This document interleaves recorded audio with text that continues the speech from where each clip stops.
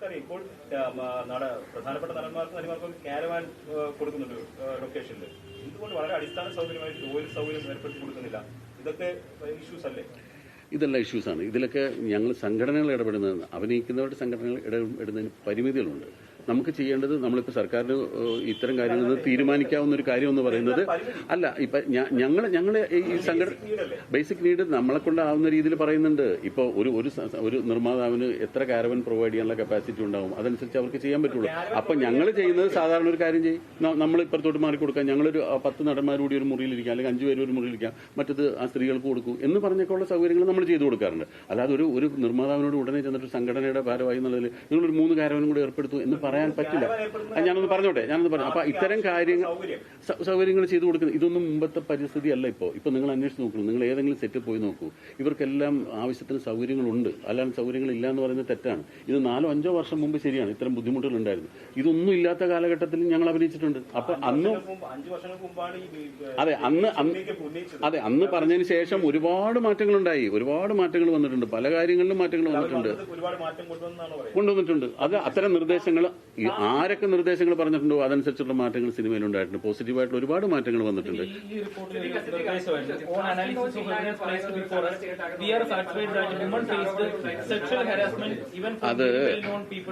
അത് എന്താണെന്നറിയാമോ, casting couch നടന്നിട്ടുണ്ടോ ഇല്ലെന്നുള്ളപ്പോൾ വ്യക്തമായി പറയാൻ കഴിയാത്തത്. ഞങ്ങൾക്ക് അത്തരം അനുഭവങ്ങൾ ആരെങ്കിലും നേരിട്ട് റിപ്പോർട്ട് ചെയ്തെങ്കിൽ മാത്രമാണ് നമുക്ക് ഇന്ന ആൾക്കുണ്ടായി, ഇന്ന സ്ഥലത്തു നിന്നുണ്ടായി അങ്ങനെ ഇടപെടാൻ ചിലപ്പോൾ നമുക്ക് പറ്റുമായിരിക്കും. അതല്ലാതെ ഇത് നേരത്തെ പറഞ്ഞ പോലെ പറയാൻ ഭയപ്പെടുന്നു എന്നൊക്കെ പറയുമ്പോൾ പിന്നെ നമുക്കത് അന്വേഷിച്ച് കണ്ടുപിടിക്കാനുള്ള ഒരു ചുമതല ഏറ്റെടുക്കാൻ സാധിക്കാത്തതുകൊണ്ടാണ്. നേരെ മറിച്ച് ഇങ്ങനെ ഒരു കാസ്റ്റിംഗ് കൗച്ച് ഒരാളുടെ ഭാഗത്തുണ്ടായിരുന്നത് തീർച്ചയായിട്ടും അതിന് നടപടി എടുത്തിരിക്കും, അതിന് ഒരു ബുദ്ധിമുട്ടും ഇല്ല. നടനെ കുറിച്ച് പറയുന്നു, രാത്രി കാലങ്ങളിൽ നടികളുടെ വാതിലിൽ മുട്ടുന്ന പ്രമുഖ താരങ്ങളുണ്ടെന്ന് റിപ്പോർട്ട് പറയുന്നു. അപ്പോൾ ഇവരൊന്നും, ഈ പ്രമുഖരൊന്നും നിങ്ങളുടെ സംഘടനയിൽ ഉൾപ്പെടാത്തവരാണെന്നാണോ നിങ്ങൾ ഇപ്പോഴും പറയുന്നത്? ഇതാരാണെന്ന് അറിഞ്ഞാലല്ലേ ഉൾപ്പെടുന്നവരാണോ ഉൾപ്പെടാത്തവരാണോ എന്ന് നമുക്ക് പറയാൻ സാധിക്കുള്ളൂ. ഇതൊന്നും ആരാണെന്നോ എന്താണെന്നോ നമുക്കൊരു ഒരു പുകമറ സൃഷ്ടിച്ച് ഇങ്ങനെ സംഭവങ്ങൾ ഉണ്ടായി എന്ന് പറയുന്നത് കൃത്യമായിട്ടൊരു കാര്യം പറഞ്ഞാൽ തീർച്ചയായിട്ടും അതിനുള്ള നടപടി എടുക്കാൻ എന്ത് പാർട്ടി ചെയ്യാം.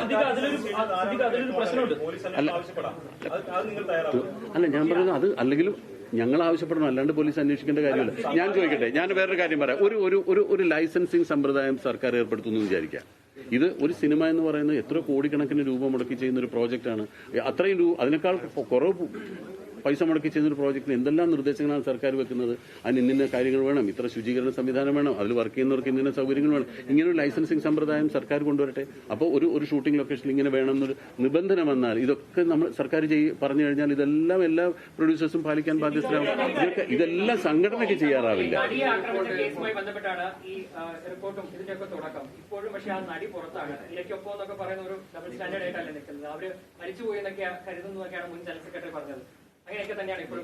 അല്ല, അങ്ങനെയൊന്നും പറഞ്ഞിട്ടില്ല. അങ്ങനെയൊന്നും അല്ല പറഞ്ഞത്. അത് ആ 2020 എന്ന സിനിമ എടുക്കുന്ന 2ാം ഭാഗത്തിൽ ഉണ്ടാവുമെന്ന് ചോദിച്ചപ്പോൾ ആ 2020യുടെ ആദ്യ ഭാഗത്തിൽ ആ കുട്ടി അഭിനയിച്ച ക്യാരക്ടർ മരിച്ചുപോയി എന്നാണ് അദ്ദേഹം ഉദ്ദേശിച്ചത്. അല്ലാതെ ഒരിക്കലും ആ നടിയൊന്നും അങ്ങനെ ആക്ഷേപിച്ചിട്ടില്ല. അല്ല, അതിന് കേസ് നടന്നുകൊണ്ടിരിക്കല്ലേ, കോടതിയിലിരിക്കുന്ന ഒരു മാറ്റർ അല്ലേ അത്. നമ്മൾ ഇതിൽ നിന്ന് ഒരുപാട് വഴുതി പോകുന്നു. നമ്മളിപ്പോ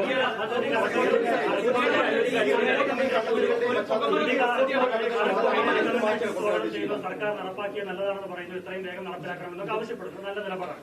പക്ഷെ അതിൽ ഉന്നയിച്ച ആരോപണങ്ങൾ ഓരോന്നും നിങ്ങൾ നിഷേധിക്കുകയാണ്. കാസ്റ്റിംഗ് കൗച്ച് ആവട്ടെ, പവർ ഗ്രൂപ്പ് നിഷേധിച്ചിട്ടില്ല. ആരോപണം നിഷേധിച്ചു എന്ന് പറയല്ലേ.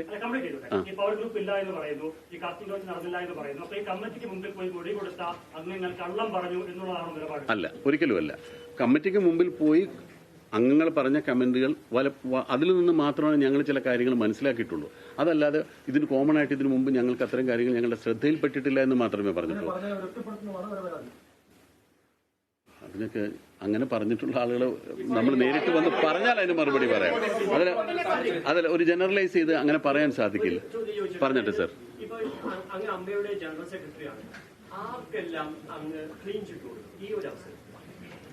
അങ്ങനെ ഒരു അമ്മയുടെ ജനറൽ സെക്രട്ടറിക്ക് അങ്ങനെ ഒരു ക്ലീൻ ചിറ്റ് കൊടുക്കാനോ അല്ലെങ്കിൽ ക്ലീൻ ചിറ്റ് കൊടുക്കാതിരിക്കാനുള്ള ഒരു പദവിയല്ല ഇത്.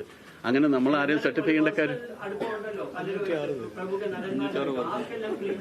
506 പേരടങ്ങുന്ന ഒരു സംഘടനയുടെ ജനറൽ സെക്രട്ടറിയാണ് ഞാൻ. ഈ 506 പേരെയും ഒരേപോലെ കാണാനേ സാധിക്കുള്ളൂ, ഓരോ മെമ്പേഴ്സിനുള്ള. അല്ലാതെ ഒരു ക്ലീൻ ചിറ്റ് കൊടുക്കേണ്ട ഒരു അതോറിറ്റി അല്ല ഞാൻ. അപ്പൊ ഇത്രയും മാറ്റമാണ് അമ്മ കൊണ്ടുവരാൻ ഉദ്ദേശിക്കുന്നത്. ഇത്രയും ഈ റിപ്പോർട്ടിന്റെ അടിസ്ഥാനത്തിൽ ഈ റിപ്പോർട്ട് വന്നു, ഒരുപാട് പരാതികളുണ്ട് എന്ന് പറഞ്ഞു. ഈ റിപ്പോർട്ടിന്റെ അടിസ്ഥാനത്തിൽ മാറ്റം കൊണ്ടുവരേണ്ടത് അമ്മയല്ല. റിപ്പോർട്ടിന്റെ അടിസ്ഥാനത്തിൽ ഒരുപാട് കാര്യങ്ങൾ മാറ്റേണ്ടത് സർക്കാരാണ്. സർക്കാർ അതിനുള്ള നിർദ്ദേശങ്ങൾ കേട്ടിട്ട് സർക്കാരാണ് മാറ്റം കൊണ്ടുവരേണ്ടത്. ആ മാറ്റത്തിനോടൊപ്പം അമ്മ സഹകരിക്കാനും സാധിക്കും. അമ്മയ്ക്ക് മാറ്റം കൊണ്ടുവരാനുള്ള അധികാരമില്ല, പവറില്ല. മോഹൻലാലും കമ്മിറ്റി മുമ്പ് ഹാജരായെന്ന് എന്തൊക്കെയാണ് അവരോട് ചോദിച്ചല്ലെങ്കിൽ അവർ പറഞ്ഞത്? ഏതാണ് മമ്മൂട്ടി മോഹൻലാലും കമ്മിറ്റിക്ക് മുമ്പിൽ ഹാജരായെന്ന് നേരത്തെ പറഞ്ഞത്? ഞാനത് വിശദമായിട്ട് ചോദിച്ചില്ല. ഞാൻ പറഞ്ഞില്ല, നേരത്തെ പ്രതിഫലത്തെ പറ്റിയിട്ടുള്ള കാര്യങ്ങളാണ് കൂടുതൽ ചോദിച്ചതെന്നാണ് എനിക്ക് അറിയാൻ സാധിച്ചത്. ഇല്ല,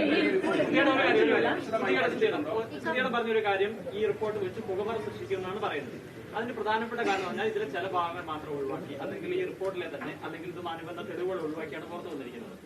ഇതുമായി ബന്ധപ്പെട്ട മറ്റ് തെളിവുകളൊക്കെ പുറത്തു വരുവാണെങ്കിൽ ആ പുകമറ സൃഷ്ടിക്കുന്ന ഒഴിവാക്കി മാറും, തീർച്ചയായിട്ടും മാറും. അല്ല, അതാണ് ഇപ്പൊ കോടതി ആവശ്യപ്പെട്ടുള്ളത്. അതുകൊണ്ട് ഞങ്ങളുടെ ആഗ്രഹം അത് തന്നെയാണ്. ഇപ്പൊ ഡിവിഷൻ ബെഞ്ച് എന്താ ആവശ്യപ്പെട്ടിരിക്കുന്നത്? മുദ്ര വെച്ച കവറിൽ ഫുൾ റിപ്പോർട്ട് കൊടുക്കാനാണ്. അത് വരട്ടെ, ഡിവിഷൻ ബെഞ്ചിന്റെ മുന്നിൽ വന്നതിന് ശേഷം അതിന് ആവശ്യങ്ങൾ വരട്ടെ. അല്ല, ഹർജി കൊടുക്കേണ്ട കാര്യമില്ല. സർക്കാരിന് ഡിവിഷൻ ബെഞ്ച് നിർദ്ദേശിച്ചു, അതിന്റെ ആവശ്യമില്ല. ഇത്രയും നേരം ഞാൻ പറഞ്ഞതും തുറന്ന നിലപാടല്ലേ? താങ്കൾ ഈ സംഘടനയുടെ തലപ്പത്തിരിക്കുന്ന ആളാണ്. അതെ, താങ്കളുടെ സഹപ്രവർത്തകർ നേരിടുന്ന പ്രശ്നവുമായി ബന്ധപ്പെട്ടാണ് ഈ റിപ്പോർട്ട് വന്നിരിക്കുന്നത്. അതെ. അപ്പോൾ ഹർജിയിൽ ചേരുമോ എന്ന് ചോദിച്ചപ്പോൾ അതിന്റെ ആവശ്യമില്ലാന്ന് താങ്കൾ അല്ല, നമ്മള് അതിൽ ഹർജിയിൽ ചേരുന്നതിന് മുമ്പ് തന്നെ കോടതി പറഞ്ഞല്ലോ റിപ്പോർട്ട് കൊണ്ടുവരാൻ. അല്ല, നമ്മൾ ഹർജി ചേരുന്നതിന് മുമ്പേ ഡിവിഷൻ ബെഞ്ച് പറഞ്ഞല്ലോ ഇത്രാം തീയതി ഹാജരാക്കണം എന്ന് പറഞ്ഞു. ഇനി പിന്നെ അതിനകത്ത് പറയേണ്ട കാര്യം ഇനി ഉണ്ടെങ്കിൽ അല്ല, അതില് ധാർമ്മികമായ ഉത്തരവാദിത്തം ഏറ്റെടുത്തുകൊണ്ട് തന്നെയാണ് പറയുന്നത്.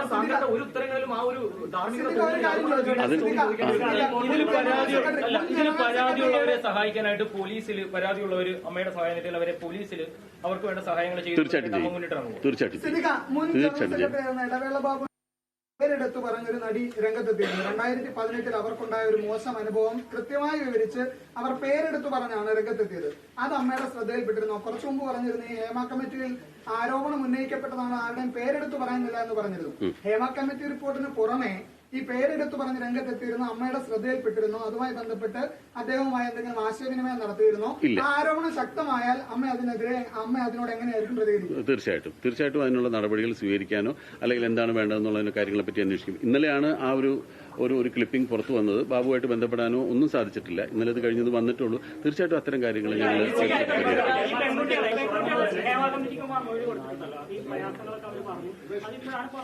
അല്ല, ഞാനൊരു കാര്യം ഒന്ന് ചോദിച്ചോട്ടെ.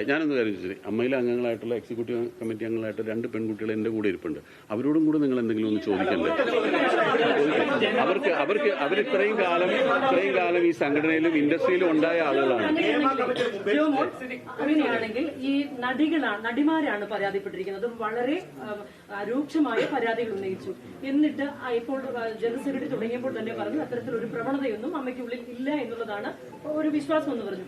എങ്ങനെയാണ് സിനിമ ഇൻഡസ്ട്രിയെ കാണുന്നത്? ഇത്തരത്തിലുള്ള മോശം പ്രവണതകളൊന്നുമില്ലേ? കാസ്റ്റിംഗ് കൗച്ച് ഉൾപ്പെടെയുള്ള പ്രവണതകളൊന്നും സിനിമ ഇൻഡസ്ട്രിയിൽ ഇല്ലേ മലയാളത്തിൽ?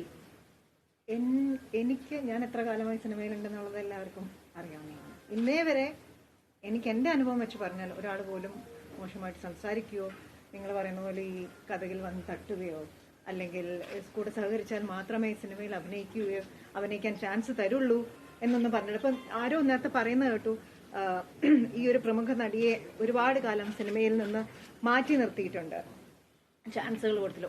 ഒരു സമയത്ത് എനിക്കും അവാർഡ് കിട്ടിയിട്ടുള്ളതാണ്. അങ്ങനെയാണെങ്കിൽ ഇപ്പം ഞാൻ അഭിനയിക്കുന്നില്ല. അത് ആളുകള് അവർക്ക് ഞാൻ ജോമോളുടെ ചോയ്സ് ആയിരുന്നു. ഇത് അങ്ങനെയല്ലേ? ഇത് പാർവതി വളരെ കത്തി നിൽക്കുന്ന സമയത്ത് പെട്ടെന്ന് അപ്രത്യക്ഷയാണ്, വളരെ ആക്റ്റീവാണ്. പക്ഷെ അവരിപ്പോ അത് നമ്മളൊരു ഡയറക്ടറുടെയോ അല്ലെങ്കിൽ ഒരു റൈറ്ററുടെയോ ക്രിയേറ്റിവിറ്റി നമുക്ക് ഞാൻ അങ്ങനത്തെ കാര്യങ്ങളൊക്കെ ഒരു ഡയറക്ടറുടെയോ അല്ലെങ്കിൽ ഒരു റൈറ്ററുടെയോ ക്രിയേറ്റിവിറ്റിയെ നമുക്ക് ചോദ്യം ചെയ്യാൻ പറ്റില്ല. അതിൽ നമുക്ക് ഇടപെടാൻ പറ്റില്ല.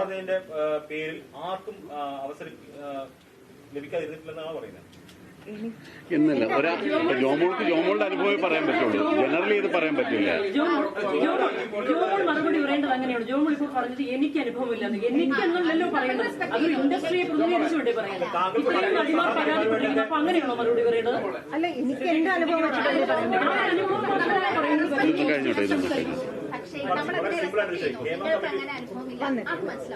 പക്ഷേ ഞാൻ ചോദിക്കുന്നത് നിങ്ങൾക്ക് സഹപ്രവർത്തകർ ഒരുപാട് പേരുണ്ട്, ഇത്തരം അനുഭവങ്ങൾ ഷെയർ ചെയ്തിട്ടുണ്ടാവാം. അല്ലെങ്കിൽ ഇത്തരം അനുഭവങ്ങൾ ഉള്ളവരെ പറ്റി കേട്ടിട്ടുണ്ടാവാം. അല്ലെങ്കിൽ പക്കെ ഇങ്ങനെ സുതാര്യമായ ഒരു അവസ്ഥയിലാണ് സിനിമാ മേഖല പോകുന്നത്. ഇപ്പൊ ഈ ഹേമ കമ്മിറ്റി റിപ്പോർട്ട് ഉണ്ടാകത്തില്ലായിരുന്നു. അതല്ലേ സിദ്ദിഖ പറഞ്ഞത്, അങ്ങനെ അനുഭവങ്ങൾ നമ്മളുടെ അടുത്ത് വന്നിട്ടുണ്ടെങ്കിൽ, നമ്മൾ അറിഞ്ഞിട്ടുണ്ടെങ്കിൽ തീർച്ചയായിട്ടും നമ്മൾ അവരുടെ കൂടെ തന്നെ ആയിരിക്കും.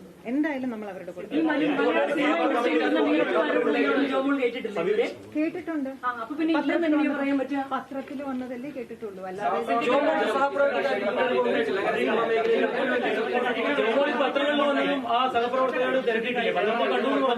അവരൊക്കെ എന്റെ കൊളീഗ്സാണ്. അവരൊക്കെ കൊളീഗ്സ് മാത്രമേ കഴിഞ്ഞ 5 വർഷമായിട്ട് സർക്കാരിന്റെ കയ്യിലായിരുന്നു. അതൊന്ന് കാണാൻ ആഗ്രഹിച്ചിട്ടുണ്ടായിരുന്നു. ഈ റിപ്പോർട്ട് ഒന്ന് പുറത്തു വരാൻ ആഗ്രഹിച്ചിട്ടുണ്ടായിരുന്നു. അമ്മയുടെ ഭാഗത്തുനിന്ന് ഒരു RTI എങ്കിലും ഫയൽ ചെയ്തിട്ടുണ്ടായിരുന്നു. ഇല്ല, റിപ്പോർട്ട് പുറത്തു വരണമെന്നൊരു ആവശ്യമോ റിപ്പോർട്ട് പുറത്തു വരരുതെന്ന് ഒരു നിർദ്ദേശമോ ഞങ്ങളുടെ ഭാഗത്തുനിന്ന് ഉണ്ടായിട്ടില്ല. ഞങ്ങൾ അങ്ങനെ രണ്ടും ആവശ്യപ്പെട്ടില്ല. റിപ്പോർട്ട് ഞങ്ങൾക്ക് വായിക്കണമെന്നും പറഞ്ഞിട്ടില്ല, റിപ്പോർട്ട് ഇത് പുറത്ത് വിടരുതെന്നും പറഞ്ഞിട്ടില്ല. റിപ്പോർട്ട് വന്ന സമയത്താണ് ഇത് വായിച്ചിട്ട് പല കാര്യങ്ങളും നമുക്ക് മനസ്സിലാക്കാൻ സാധിച്ചതിനെ കുറിച്ചാണ് നമ്മൾ പ്രതികരിച്ചത്. ഇനി ഏതാണ് ഇത്രയും സമയം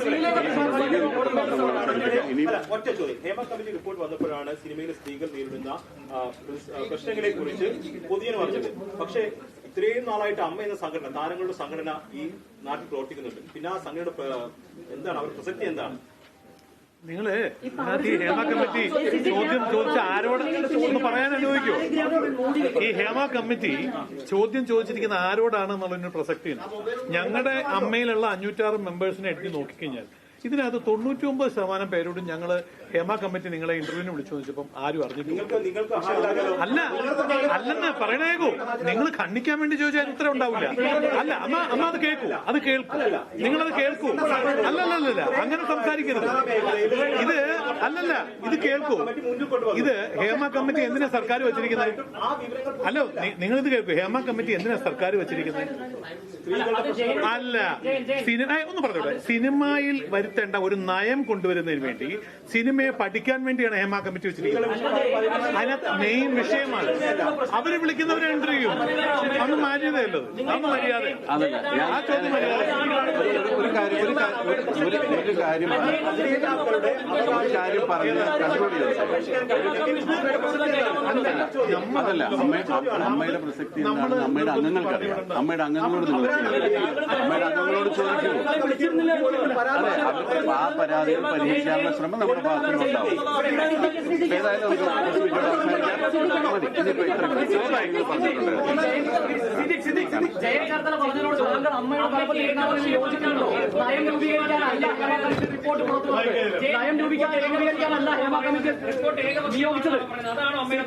ഉത്തരം നൽകേണ്ട ചോദ്യങ്ങളാണ് താങ്കളുടെ തലപ്പത്തിരിക്കുന്നതാണ്. അല്ലല്ല, ആരോടോ ചോദിച്ചെന്ന് അറിയാവുന്ന അദ്ദേഹത്തിനോട് ചോദിച്ചത്. ഈ നയം രൂപീകരിക്കാനാണ് ഹേമ കമ്മിറ്റി ഉപയോഗിച്ചത്. നമുക്കറിയില്ലല്ലോ ആരോടാ ചോദിച്ചത്. അമ്മയുടെ പ്രസക്തി എന്താണ്? പിന്നെ അതായത് ഈ സ്ത്രീകൾ നയം രൂപീകരിക്കാനാണ് ഹേമ കമ്മിറ്റി ഉപയോഗിച്ചതെന്ന് ആരാണ് പറഞ്ഞത്?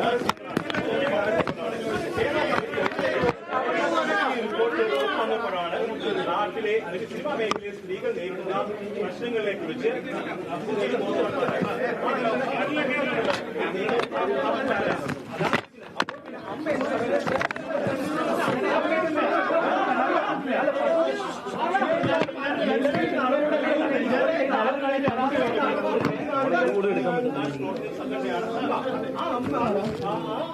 അംഗങ്ങളായാലും അല്ലെങ്കിൽ സമാനമായ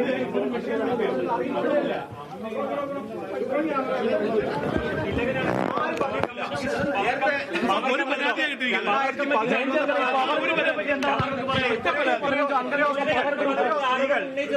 പോലീസിൽ പരാതി കൊടുത്തിട്ടുണ്ട്. ഞാൻ ചോദിക്കട്ടെ, നടക്കില്ലെന്നല്ലോ സുഹൃത്തെ, ഞങ്ങളുടെ സംഘടനയിൽ പരാതി കിട്ടിയാലും ഞങ്ങൾ അറിയൂ.